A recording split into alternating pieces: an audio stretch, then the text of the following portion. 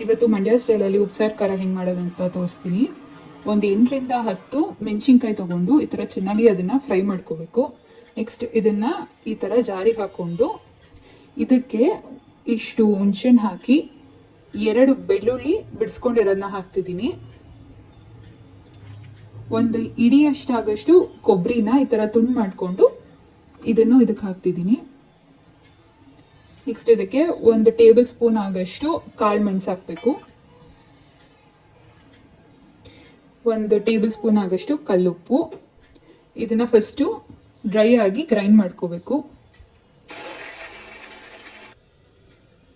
Next ಇದಕ್ಕೀಗ ಬಿಸಿ ಬಿಸಿ ಆಗಿರೋ ಉಪ್ಸಾರು ಏನಿದೆ ಅದು ಹಾಕೋಬೇಕು. ಅಕಸ್ಮಾತ್ ಉಪ್ಸಾರು ಆವಾಗಷ್ಟೇ ಮಾಡಿರೋದಿಲ್ಲ ಅಂದರೆ ಇದಕ್ಕೆ ಬಿಸಿನೀರು ಕೂಡ ಹಾಕೋಬೋದು.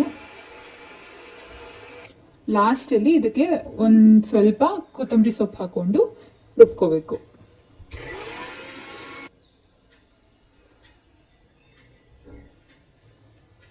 ಸೊ ಇದೊಂದು ಸಿಂಪಲ್ ರೆಸಿಪಿ ಉಪ್ಸಾರು ಖಾರ ಹೇಗೆ ಮಾಡೋದು ಅಂತ. Thank you for watching.